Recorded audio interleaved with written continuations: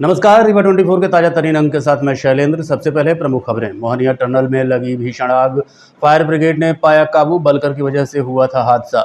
89 वर्षीय बूढ़ी मां का छल का दर्द, बेटे ने लगाया था झूठा आरोप। कहा मेरी मौत का कारण होगा मेरा बेटा।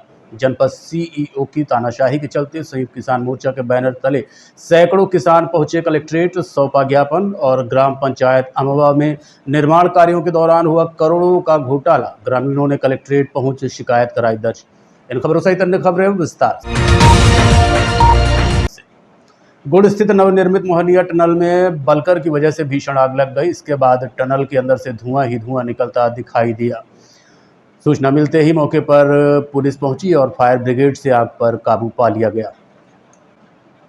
आज 2:45 बजे के लगभग सीधी से चुरहट की ओर रीवा आ रहे बलकर में टनल के बीच में आग लग गई। देखते ही देखते आग का धुआं टनल से इतनी तेजी से बाहर निकलने लगा कि सौर ऊर्जा प्लांट के कर्मचारियों और अधिकारियों सहित आने जाने वाले वाहनों या यात्रियों में अफरा तफरी मच गई, जिसकी सूचना तुरंत गुड़ पुलिस को दी गई। सूचना मिलते ही गुड़ पुलिस फायर ब्रिगेड के साथ मौके पर पहुंची और दोनों तरफ से आवागमन बंद कर दिया। बड़ी मशक्कत के बाद फायर ब्रिगेड के कर्मियों ने आग पर काबू पाया। इसके पहले बलकर में लगी आग से टायर फटने से निकली आवाज से सभी दहशत में आ गए। इसी बीच फायर ब्रिगेड ने आग पर काबू पा लिया और आवागमन बहाल करा दिया गया, जबकि टनल में लगे करोड़ों के सिस्टम आग और धुएं के कारण काम करना बंद कर चुके हैं। लेकिन एक बड़ी घटना घटित होते होते रह गई।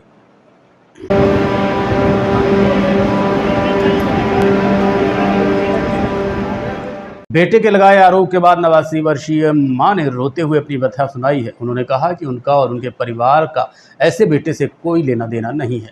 89 वर्षीय जुबैदा खातून ने अपनी बातें आज मीडिया के सामने रखी। दरअसल एक दिन पहले पूर्व पार्षद अफसर अली द्वारा संपत्ति को लेकर अपनी मां, भाई एवं भाभी के ऊपर पत्रकार वार्ता कर गंभीर आरोप लगाए गए थे, जिसे सुनने के बाद वृद्धा की तबीयत खराब हो गई। उन्होंने दुखी होकर मीडिया को बुलाकर अपनी बातें साझा की है। उन्होंने कहा कि हमने इस बेटे का कभी सुख नहीं देखा। 16 साल की उम्र से ही अपराध की दुनिया में चला गया। इसने ऐसा कुछ भी नहीं किया जिस पर हम गर्व कर सकें। उन्होंने कहा कि जो संपत्ति है वो हमारे पति की है और ये अब उसे हड़पना चाहता है। उन्होंने यहाँ तक कह दिया कि मेरे मरने के बाद मेरी मैयत में भी मेरा बेटा ना शामिल हो और अगर मेरी मौत होती है तो इसका जिम्मेदार भी मेरा यही बेटा होगा। आइए आपको सुनाते हैं जीवन के अंतिम पड़ाव में चल रही जुबैदा खातून का क्या कहना है। कदम मुझे कुछ हुआ इसका जिम्मेदार वो है। आप देख रहे हैं मेरी हालत किस हालत की है। जब से मेरी तबीयत में 3 रात नहीं सोई, मेरा बीपी बढ़ गया। यहाँ के मोटरसाइकिल भर आता है, दुनिया भर की गाड़ी बकवास चौराहे में खड़े होकर करता, जो मुझे बर्दाश्त नहीं है। अब समझ लीजिए वो मेरा लड़का नहीं है, सदादी जो मेरे साथ ही शुरू कर रहा है। उसको मेरे ऊपर न वो करता है, न मेरे बहू, न मेरे शहीद उन्नीसा जो बहू आपको लोगों को मालूम है, न मेरा बड़ा बेटा उसको करने देता। उसका जान का दुश्मन बन गया है। मैंने अपने बड़े बेटे से कह के उसको प्लाट दिला। उसके बाप ने उसको घर से निकाल दिया था जब वो 16 साल की उम्र का था। रंडी के घर में रह रहा है तो उन्होंने वो चाहता था कि रंडी को रहे, तो मेरे पति ने उसको घर से निकाल दिया। 16 साल की उम्र से वो घर से बाहर है। और आप क्या पूछना चाहते हैं? सामान की बात कर कुछ भी नहीं है उसका सामान। उसका सामान है क्या, कमाता क्या है? सब मेरे पति की संपत्ति है, सब मेरे पति का बनाया हुआ है। उसका सामान है क्या? एक सुई के बराबर भी उसका। वो क्या कमाता है कि उसका सामान? उन्होंने शादी की इसीलिए, एक गरीब घर की लड़की ब्याह जो कहता है, तो क्या उसका सामान होगा? एक कह रहा था कि कुछ क्रय विक्रय किया था जब वो जेल से जाने से पहले, तो उसके बाद जब जेल से आए तो उसके बाद कुछ चीजें थी उसका नीचे निकाल दिया गया और सामान कोई मांग की गई है। कुछ भी नहीं, उसका सामान ही नहीं था। तो क्या क्या क्या क्या सामान? वो जेल से निकल के क्या कमाता था? लूट मार करता था। क्या कमाता था जो सामान ला के देगा? क्या वो लूट मार करके ला के? लूट मार का सामान हम मर जाएंगे, घर में नहीं रखने देंगे, न हमारा पति रखने दिया। उसका एक रत्ती, एक सुई बराबर उसका यहाँ कोई हक नहीं। ये सब संपत्ति मेरे पति की बनाई हुई है, सारी जायदाद मेरे पति की बनाई हुई है। वो गवर्नमेंट सर्वेंट में सर्विस करते थे, रिटायर हो गए तब भी पेंशन मिल रही है। और ये न जीने देता है हमें, न जो कोई हमारी सेवा कर। मैं बेड पे हूँ, 2 साल फिर से बेड पे हूँ, समझ लीजिए, पड़ी हूँ। वो सेवा करती है शहीद उन्नीसा जो पुलिस में। मेरा बड़ा बेटा सेवा करता है, मेरा पोता, जैसे 3 लोग हैं हम लोग, और करने नहीं देता। बताइए, हम पड़े रहे, बेड में पड़े रहे, कौन देगा हमें पानी? हम तो ये पानी, ये देखिए ये सारी दवाइयाँ मेरे पास रखी हैं। मेरी आप हाथ ये दर्द चल रहा, वो देखिए चीटियाँ टंगी है। मैं 89 साल की हूँ, एज है मेरी इस साल, और मैं बात करने लगा मेरा बीपी बढ़ गया, तो मैं हार्ट अटैक की मरीज हूँ। क्या था क्या है ये जुबैदा खातून। ऑटो की ठोकर से बाइक सवार दुर्घटनाग्रस्त हो गए, जिनमें से एक की मौत हो गई, दूसरे का इलाज संजय गांधी अस्पताल में जारी है। घटना को लेकर घायल रामकृष्ण पटेल ने बताया कि वो लोग दलदल रामपुर बाघेलान के रहने वाले हैं और गुड़ जा रहे थे। इसके बीच उनके साथी ने कहा कि टनल घूम के आते हैं। घूमकर लौट ही रहे थे कि गुड़ के पास पुलिया में ऑटो वाले ने पीछे से ठोकर मार दी, जिससे कोटे बाबू की मौत हो गई, जबकि उसका इलाज किया जा रहा है।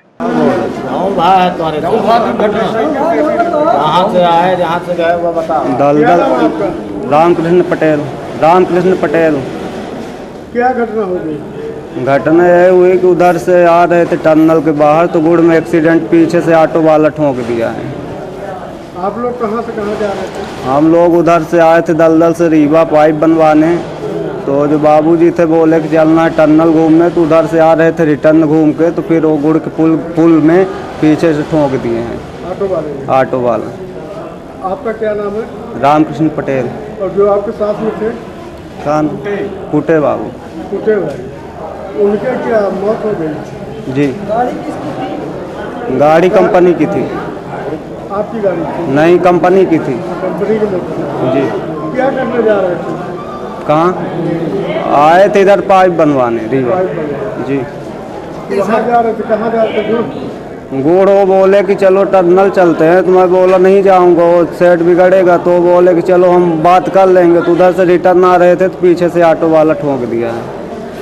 अवैध जहरीली महुआ शराब की बिक्री करने की फिराक में ग्राहक तलाश रहे 4 आरोपियों को पुलिस ने गिरफ्तार किया है। मामले को लेकर पुलिस ने जो जानकारी दी वो इस प्रकार है कि 22 अक्टूबर को मुखबिर ने सूचना दी कि अमीन चौराहा बिछिया निवासी सानू खान उर्फ बाबा भट्टी एवं उसका भाई सनम खान, साथ में रफीउल खान तथा साकिम उर्फ चतुर खान यूरिया से बनी जहरीली शराब डिब्बे में भरकर बिक्री करने की फिराक में घूम रहे हैं, जो अखाड़ा घाट के पास झाड़ियों में अवैध देशी शराब रखे हुए हैं। सूचना लगते ही पुलिस टीम को अलर्ट किया गया और बताए गए जगह पर पुलिस पहुंची और चारों व्यक्तियों को 60 लीटर यूरिया युक्त महुआ की जहरीली शराब के साथ गिरफ्तार कर लिया गया। आरोपियों के विरुद्ध 49A व 34/2 आबकारी एक्ट के तहत कार्रवाई की गई है और अपराधियों को न्यायालय में पेश कर जेल भी भेज दिया गया है। सूचना मिली थी, विश्वसनीय सूचना थी, जिसपे हमारी टीम ने कार्रवाई की है। 4 आरोपी थे। चारों आरोपियों से संयुक्त जब्ती की गई है अखाड़ घाट के पास से, और उसके बाद न्यायालय पेश करके चारों को जेल भेजा गया। वो उसमें यूरिया और ये सब चीजें मिली हुई थी और बहुत ही विषैली गैस की बदबू आ रही थी, जिससे ये आ रहा था। ये और जांच के लिए भी हमने भेजा है उसको, उसके बाद पूरा क्लियर हो जाएगा। पूछताछ की गई है इस संबंध में और जानकारी इकट्ठा की जा रही है। इनके कई अपराध पुराने रहे हैं, एक के तो 37-38 अपराध हैं, सभी के कुछ न कुछ अपराध हैं पूरों के। बाकी जानकारी आपको जैसे पता चलेगी दी जाएगी। ये आरोपी रीवा के हैं। इसमें से एक है शहनवाज खान है और दूसरा सनम खान है, तीसरा रफीउल खान है और चौथा साकिम खान है। जेल चलेगा, चारों जेल। पेंशन व बीमा योजना का लाभ न मिलने के चलते आज स्वास्थ्य विभाग के कई रिटायर्ड कर्मचारी भूख हड़ताल पर बैठ गए। समय पर पेंशन न मिलना, समय पर बीमा का लाभ न मिलना, समय पर आवश्यक राशि न मिलना, ये सभी घटनाएं अब आम हो चुकी हैं। ऐसा कहना है रिटायर्ड कर्मचारी मुख्य चिकित्सा एवं स्वास्थ्य अधिकारी डॉक्टर BL मिश्रा का। उन्होंने बताया कि उनके लाखों रुपए पड़े हुए हैं लेकिन आज तक नहीं मिले। 3 दिन पहले उन्होंने एक पत्र लिख कर दिया था कि अगर 48 घंटे के भीतर राशि नहीं मिलती तो भूख हड़ताल पर बैठेंगे। आज 12 बजे से मुख्य स्वास्थ्य एवं चिकित्सा अधिकारी डॉक्टर BL मिश्र के साथ कई अन्य साथी भूख हड़ताल पर बैठ गए। उन्होंने कहा कि 3 दिन पहले क्षेत्रीय संचालक डॉक्टर KL नामदेव को उन्होंने एप्लीकेशन दिया था, लेकिन वो भी कुछ नहीं कर पाए। उनके 8 से 10 लाख रुपए पड़े हुए हैं, वहीं किसी के 1.5 लाख, किसी के 5 लाख रुपए पड़े हुए हैं। डॉक्टर BL मिश्रा ने बताया कि शिक्षा के बाद स्वास्थ्य विभाग की हालत इन दिनों बहुत ख़राब है। जो भी पैसा अंतिम संस्कार के लिए मिलता था वो भी अब नहीं मिलता। अगर पैसा लेने जाएँ तो आधे पैसे की मांग की जाती है। उन्होंने कहा जिले भर में 500 से अधिक कर्मचारी है जिन्हें ये लाभ नहीं मिला है।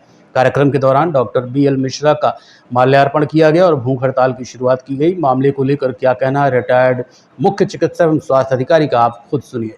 पहले मैं अपना परिचय बता दूं। डॉक्टर BL मिश्रा, और मेडिकल ऑफिसर इसी ज़िले में बहुत वर्षों तक था और 36 वर्ष तक स्वास्थ्य विभाग में सेवा दिया और मुख्य चिकित्सा अधिकारी के पद पर कार्य करते हुए रिटायरमेंट में क्षेत्रीय संचालक स्वास्थ्य सेवाओं के पद से 31 जनवरी को रिटायर हुआ।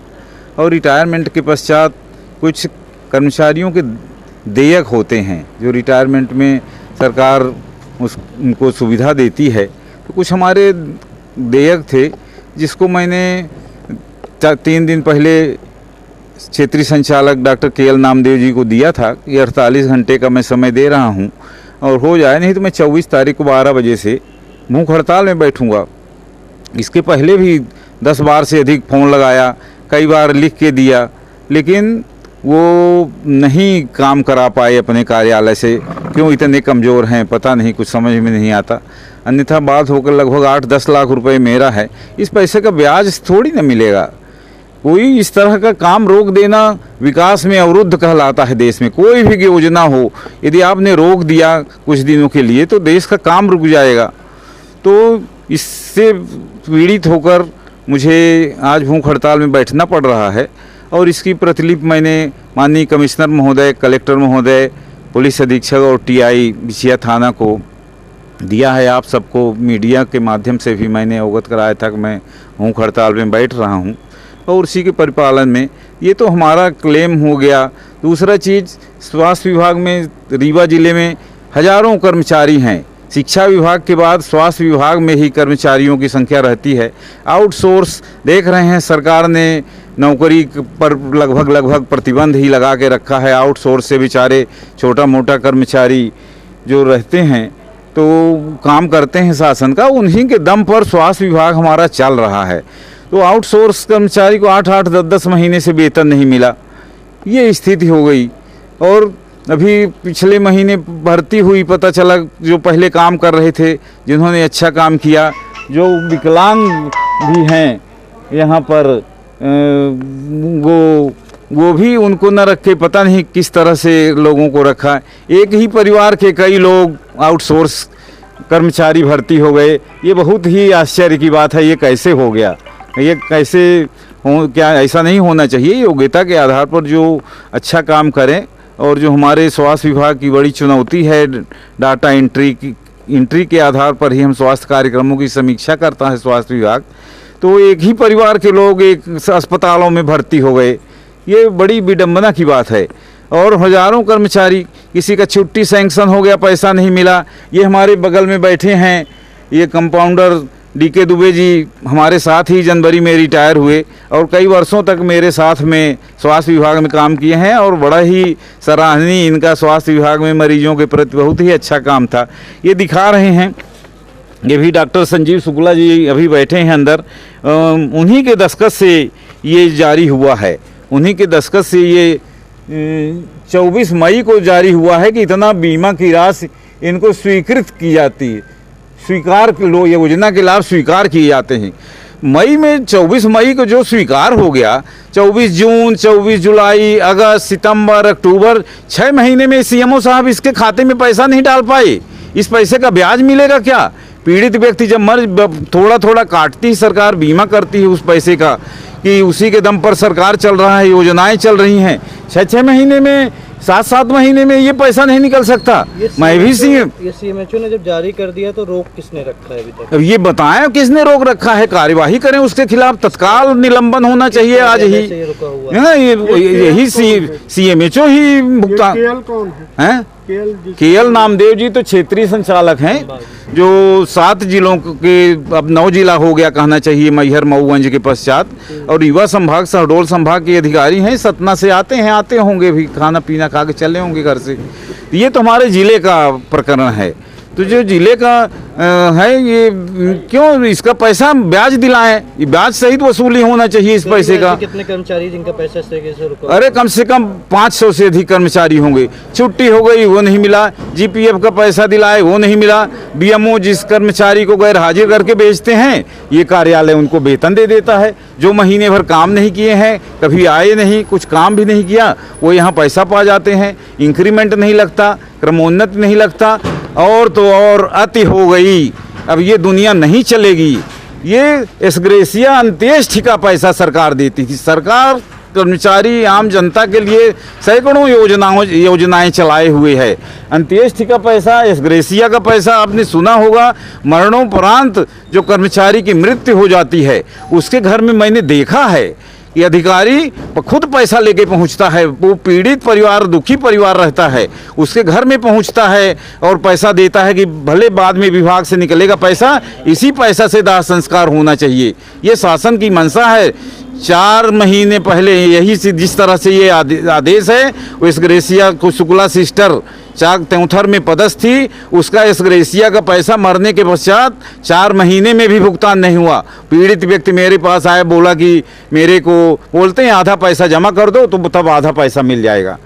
ये इस तरह की विडंबनाएं हैं। पूरा स्वास्थ्य विभाग कोलैप्स होने की स्थिति में है और हमारे डिप्टी सीएम स्वास्थ्य मंत्री जी का जिला है। हम लोगों ने तय किया था कि मध्य प्रदेश में रीवा जिला को हम लोग उत्कृष्ट सेवा मिल के देंगे ताकि हमारे ज़िले की प्रतिष्ठा बने और डिप्टी सीएम साहब की भी प्रतिष्ठा बने। लेकिन पूरा हमारे स्वास्थ्य के जो अमला है, क्षेत्रीय संचालक कार्यालय और जिला CMHO कार्यालय का, इसने पूरा कोलैप्स कर दिया व्यवस्था को। संयुक्त किसान मोर्चा के बैनर तले सैकड़ों किसान आज कलेक्ट्रेट कार्यालय पहुंचे और जनपद CEO की तानाशाही सहित कई अन्य मुद्दों को लेकर ज्ञापन सौंपा। आज सैकड़ों किसान कलेक्ट्रेट कार्यालय पहुंचे और जमकर नारेबाजी करते हुए ज्ञापन सौंपा है। किसानों ने कहा कि कुछ दिन पहले नेता इंद्रजीत सिंह आवारा पशुओं की रोक की मांग को लेकर जनपद CEO रीवा के पास पहुंचे थे, लेकिन उन्होंने बड़ी ही अभद्र भाषा का प्रयोग किया और ज्ञापन लेने से मना कर दिया। किसान नेताओं ने कहा कि इसके अलावा खाद की कमी, पानी, आवारा पशु सहित सैकड़ों समस्याएं हैं, जिन 10 सूत्री मांगों को लेकर आज वो ज्ञापन देने पहुंचे हैं। उन्होंने कहा कि ज्ञापनों का वजन अब अधिकारियों से ज़्यादा हो गया है, पर सरकार और प्रशासन कोई भी काम नहीं कर रहा है। इस दौरान किसान हाथ में झंडा, बैनर लिए नारेबाजी करते दिखाई दिए। में खाद का संकट है और घटिया खाद, जो गुणवत्ताहीन खाद है, वो सोसाइटियों में उपलब्ध है। तो पूरे ज़िले में खाद का संकट है, आवारा पशु समस्या है और विद्युत की समस्या है। यहाँ सिमरिया से बहुत सारे किसान हमारे आए हैं। वहाँ झलवार में जो है 32 पोल की तार जो है 2005 से कटी है। प्रशासन को तमाम कई बार ज्ञापन दिया गया है लेकिन वो चालू नहीं हुई है। और वहाँ तालाब में बाणसागर नहर का पानी पहुँचाने और ये तमाम मुद्दे शामिल हैं। और एक और मुद्दा है, हमारे किसान नेता इंद्रजीत सिंह शंखू आवारा मुद्दे को लेकर के सरकार के कलेक्टर के आदेश को लेकर के 15 अक्टूबर को जनपद CEO से मिलने गए थे। उनके द्वारा तानाशाही पूर्ण व्यवहार किया गया, उनके खिलाफ भी हम कार्रवाई की मांग करते हैं। कौन से जनपद? जनपद CEO रीवा। तो ये तमाम मुद्दे शामिल हैं और हम एक और मांग आज कर रहे हैं ज्ञापन पत्र के माध्यम से कि हम लगातार साल में तमाम मुद्दों को लेकर के सैकड़ों ज्ञापन देते हैं। तो कलेक्टर साहब ये बताएं कि हमारे पूर्व के ज्ञापनों में आपने क्या किया, ये भी हम हिसाब मांगने आए हैं। तो इन मुद्दों का ज्ञापन है और इन मुद्दों पर यदि तत्काल प्रशासन सचेत नहीं हुआ और हमारी मांगे नहीं मानी तो फिर हम लोग, हमारी मांग तिल का ताड़ बन गई साहब। रबी का सीजन आ गया, DAP खाद मिल नहीं रही, नैनो खाद, नैनो यूरिया, नैनो DAP बेची जा रही है जो गुणवत्ता में पूरी तरह से फेल है, उसमें जरा सी मात्रा नहीं है। दूसरी बात है कि सरकार ने कहा 3 आदेश निकाले कि हम आवारा पशु पर नियंत्रण करेंगे। आवारा पशु में कोई नियंत्रण नहीं हुआ है। वो उस आदेश को लेकर के जब जनपद CEO के पास इंद्रजीत सिंह जाते हैं तो जनपद पंचायत रीवा के CEO हलधर मिश्रा जी का CEO के गरिमा के खिलाफ कमेंट नहीं था। संयुक्त किसान मोर्चा की तरफ से मांग करते हैं कि ऐसे CEO को जनपद से मुक्त रखा जाए। तीसरी सबसे बड़ी बात है कि आज हम नदी बचाने की, तालाब बचाने की बात करते हैं। हमारे अमिलकी गांव के लोग तालाब बचाने के लिए 1 महीने से ऊपर धरने पर बैठे हुए, जो काम शासन को करना चाहिए। और जगह जगह देख रहे हैं कि अतिक्रमण के नाम पर तालाब से गरीबों के घर गिराए जा रहे हैं। अब वहाँ गरीब नहीं है, वहाँ भूमाफिया, जाना माना भूमाफिया कब्जा करके रखा है। तो उसके खिलाफ शासन मौन है और वहाँ की जनता कार्रवाई के लिए अनशन पर बैठी है। क्या मानते हैं भूमाफियाओं को संरक्षण दे रही है सरकार? पोस्ट ऑफिस में खाता खुलवाने व लाभ दिलाने का प्रलोभन देकर लगभग 4.5 लाख रुपए की ठगी का मामला प्रकाश में आया है। झूठे विज्ञापनों और झूठे प्रलोभन देकर अक्सर ठगी के मामले सामने आते रहते हैं। ऐसा एक मामला आज सामने आया जिसमें दिनेश कुमार पांडे ने बताया कि उन्होंने अपनी बिटिया राखी पांडे के नाम से खाता खोलने के लिए 3,000 रुपये महीने के हिसाब से पैसा जमा किया, जो नीरज गुप्ता को दिया गया था। नीरज हजारी चौराहा पांडे टोला का रहने वाला है, लेकिन जब पैसे लेने की बारी आई तो पता चला कि उसका पोस्ट ऑफिस में खाता ही नहीं खोला गया है। इसके बाद उन्हें शक हुआ तो नीरज के पास गए। पहले तो वो आनाकानी करने लगा, फिर किश्त में पैसे देने की बात करने लगा। इसी संबंध में आज सिटी कोतवाली थाने जाकर सूचना दी गई। क्या है जानकारी, बता रहे हैं पीड़ित दिनेश कुमार पांडे। 14 महीना खाता जमा किए हैं, 30,000 रुपये महीना जमा किए हैं और अब हम कापी मांग रहे थे कि हमारा 14 महीना हो गया तो आधा पैसा हम निकाल लें। तो बोला 4 बजे देंगे, 4:30 बजे देंगे, अभी नहीं देंगे। फिर इसके बाद जब हम डाक खाना गए हैं तो डाक खाना में पता लगा है कि राखी पांडे के नाम से और दिनेश कुमार पांडे के नाम से खाता खुला हमारा। तो वो पता लगा है कि यहाँ खाता आपका नहीं खुला हुआ है। तब हम उसके घर गए। उसके घर जाने के बाद बोले कि भाई हमारा पैसा तुम नहीं जमा किए हो, बोल रहे हैं डाक वहाँ। तो बोल रहा कि नहीं जमा, हमका नहीं जमा है। फिर कंफर्म हुआ। फिर उसके बाद साहब जो है तो बोला कि हम आपको दे देंगे पैसा थोड़ा थोड़ा करके। तो हम कहें थोड़ा थोड़ा काहे को लेंगे, हम इकट्ठा लेंगे पैसा साहब है। तो इस तरह जो है तो किया है और उसके बाद चला गया। अब थाने में रिपोर्ट भी लिखाए हैं। तो ये जो आदमी है जिसको अपने पैसे दे, क्या नाम है? उसका नाम है जो मित्र है वो है नीरज कुमार गुप्ता। नीरज कुमार गुप्ता है और उसकी ये उसकी मतलब महतारी मम्मी, उसकी मम्मी गुलाब कली गुप्ता के नाम से खाता खुला है। मतलब डाक में वो एजेंट है। हाँ, और उसी के नाम से देते थे, लेकिन पैसा हम पूरा गुप्ता को देते थे और 6 महीना जो है तो उसके बीच में मम्मी को दिए हैं, मम्मी को भी दिए हैं, उसके बिटिया को भी पैसा दिए हैं। वैष्णवी नाम है। पहले उसकी शादी नहीं थी तो उसके खाता चलता था, उसके खाते में पैसा डाला करते थे। और उसके रहिए Rewa 24 news city cable network. मिलते हैं छोटे से ब्रेक के बाद। हड्डी जोड़ एवं रीढ़ रोग तथा स्त्री रोग एवं प्रसूति रोग का इलाज एक ही छत के नीचे। विघ्नहर्ता hospital and trauma centre, hotel landmark के पास, रतहरा, रीवा। डॉक्टर संतोष सोनी, पूर्व चिकित्सक, बॉम्बे हॉस्पिटल, मुंबई। हड्डी जोड़ एवं रीढ़ रोग विशेषज्ञ, छोटे चीरे एवं दूरबीन विधि द्वारा हाथ तथा पैर की हड्डियों का ऑपरेशन। गठियाबात, जटिल एवं बिगड़े हुए फ्रैक्चर का बेहतर इलाज करते हैं डॉक्टर संतोष सोनी। विघ्नहर्ता हॉस्पिटल ट्रॉमा सेंटर में ही स्त्री एवं प्रसूत रोग विशेषज्ञ डॉक्टर शैलजा सोनी भी उपलब्ध हैं, जिनकी देखरेख में नॉर्मल डिलीवरी, सिजेरियन ऑपरेशन एवं बच्चेदानी से संबंधित ऑपरेशन की बेहतर सुविधा। संतानहीन दंपत्ति तत्काल संपर्क करें। विघ्नहर्ता hospital and trauma centre, hotel landmark के पास, रतहरा, रीवा। सुविधाजनक एवं सफल इलाज हेतु आज ही संपर्क करें। विघ्नहर्ता hospital and trauma centre, hotel landmark के पास, रतहरा, रीवा। मोबाइल नंबर 7828781983 अथवा 8462956774 पर। संजय गांधी अस्पताल के ओपीडी पार्किंग में पेड़ गिरने से कई गाड़ियां क्षतिग्रस्त हो गई हैं। संजय गांधी अस्पताल में पेड़ गिरने से आज मेडिकल स्टाफ की कई गाड़ियां क्षतिग्रस्त हो गई। मामले को लेकर किसी ने कुछ भी कहने से मना कर दिया। हालांकि जो जानकारी सामने आ रही है उसमें बताया जा रहा है कि पेड़ काफ़ी पुराना और जर्जर था, जिसकी वजह से पेड़ गिर गया। आपको बता दें कि इसके पहले भी एक पेड़ गिर चुका है। वहीं एक कर्मचारी ने बताया है कि एक और पेड़ जर्जर अवस्था में है, जो कभी भी गिर सकता है। घटना में कितना नुकसान हुआ और कितनी गाड़ियाँ टूटी हैं, इसका कोई हिसाब किताब सामने नहीं आया है। पेड़ गिर गया, कई गाड़ियाँ क्षतिग्रस्त हो गई। कैसे घटना हुई है? अचानक गिर गया पेड़, सूखा हुआ था, काफ़ी जर्जर था, अचानक गिर गया। ये तो कई पेड़ लगे जो वहाँ जल भराव होता है, क्या यही कारण है उसके पेड़ के गिरने का? क्या कुछ नहीं कह सकते। क्या इसके बाद एक पेड़ और खड़ा हुआ है? पेड़ और बगल में वो भी कभी गिर सकता है। इसकी शिकायत की है आपने? मौखिक शिकायत की जा चुकी है।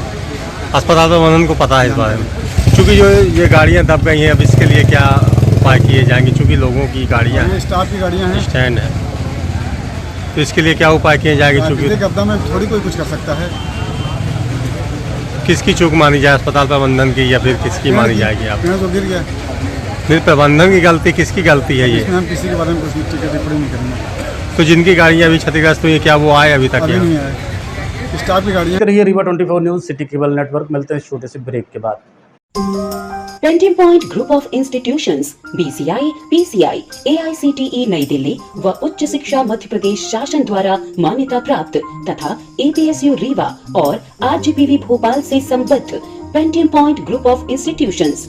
हमारे यहाँ नियमित पाठ्यक्रमों में law courses BA LLB, LLB, LLM, BCom LLB, BBA LLB, management courses MBA, IT, finance, marketing, HR, BBA, pharmacy courses D pharmacy, B pharmacy, pharmacy के अलावा BA all group, BBA, BCA, BCom, BSc, CS, PCM, BSc, CBZ, BSc biotech, MSc physics, chemistry, computer science व biotech, MA history, sociology, economics, MCom, MSW, PGDCA उपलब्ध हैं। सन 2002 से लगातार आपकी सेवा में तत्पर pentium point group of institutions. हमारे यहाँ उपलब्ध सुविधाएं hi tech infrastructure, highly qualified and experienced facilities, free bus facility for separate boys and girls, 500 computers with high-tech computer lab, AC auditorium, research level biotech lab, free e-library and e-journals। तो हमारा पता याद रखें, हमारा हेड ऑफिस है 24 हेडगेवार नगर, college चौक, रीवा। हमारे college campus हैं Karahiya Simaria road, Rewa और हरदी सिमरिया रोड, रीवा। अधिक जानकारी के लिए हमें इन नंबर्स पर संपर्क करें। अपने बच्चों के उज्जवल भविष्य के लिए संपर्क करें Pentium point group of institutions. ग्राम पंचायत अमवा में हुए निर्माण कार्यों के दौरान करोड़ों के घोटाले का खुलासा ग्रामीणों ने किया है। इस संबंध में ग्रामीण आज कलेक्ट्रेट रीवा पहुंचे और ज्ञापन सौंपा। ग्राम पंचायत अमवा से आए ग्रामीणों ने आज कलेक्टर रीवा को इस संबंध में ज्ञापन सौंपा और बताया कि निर्माण कार्य के दौरान करोड़ों रुपए का घोटाला हुआ है, जिसमें सचिव और सरपंच की मिलीभगत है। मामले को लेकर एडवोकेट आनंद तिवारी ने बताया कि इस पूरे मामले में ग्राम पंचायत के सचिव, जो कई वर्षों से ग्राम पंचायत अमवा में कार्यरत हैं और रोजगार सहायक है, सत्ता दल से भी उन्हें कहीं न कहीं सहायता प्राप्त है, जिसका लाभ उठाकर अनुचित कार्य करते रहते हैं। वहीं ग्राम पंचायत की सरपंच हरिजन महिला है, जो नाम मात्र की सरपंच है, जिनका सारा कार्य उनके पति करते हैं और कोई विरोध करता है तो SC/ST एक्ट में फंसाने की धमकी देते हैं। क्या है पूरा मामला, बता रहे हैं एडवोकेट आनंद तिवारी। 5 चेक स्टैम्प डैम बनाए गए हैं जो रिकॉर्ड में है। मौके पर मुश्किल से 1-2 वो भी गुणवत्ता विहीन है। जितने भी निर्माण कार्य हुए हैं ग्राम पंचायत अमवा में, उसमें मात्र 20% राशि खर्च की गई है। शेष राशि सरपंच और सचिव अपने निजी उपयोग में खर्च की है। बरसात के मौसम में लगभग 500 ग्रामवासियों ने जिला कलेक्टर को आवेदन दिया था कि चलना दुश्वार है, बच्चों का स्कूल जाना दुश्वार है, जिस पर कलेक्टर महोदया ने जनपद सीओ को निर्देशित किया था कि तत्काल रोड बनाई जाए। लेकिन वो सचिव और सरपंच इस तरह से है कि किसी भी अधिकारी की सुनने को तैयार नहीं, जिसके चलते ग्रामवासी काफी आक्रोशित हैं। और बिंदुवार आज हम लोगों ने 10 सूत्री ज्ञापन जिला कलेक्टर महोदय को दिया है। उन्होंने अपर कलेक्टर महोदया, जो इस समय वर्तमान में जिला पंचायत सीओ के प्रभार में भी है, उनको जांच के लिए लिखा है। और अगर कार्रवाई होगी तो ठीक है, नहीं होगी तो गांव के लोग इकट्ठा होके इस विषय को गंभीरता से लेते हुए हम लोग कलेक्टर के समक्ष धरना, प्रदर्शन, आंदोलन जो भी होगा तो करेंगे। सरपंच सरपंच जो है सचिव अमित प्रभाव पांडे हैं और सरपंच हरिजन महिला है, इनका नाम है राम दुलारी साकेत। धमकी वगैरह दे रहे हैं। हाँ, इनके द्वारा ये सरपंच पति, चूंकि पूरी सरपंच पति ही पूरी सरपंची चलाते हैं, तो ग्रामवासियों को हमारे अलावा ये धमकाए हैं कि अगर कोई शिकायत करेगा तो उसके खिलाफ SC/ST का मामला दर्ज करा दूंगी। इस तरह से भी बातें सामने आ रही है, लेकिन हम लोग कोई फर्क नहीं पड़ता। हम लोग तो हमेशा न्याय के खिलाफ लड़े हैं, लड़ते रहेंगे। आज के अंक में इतना ही। देखते रहिए रीवा 24 न्यूज़। नमस्कार।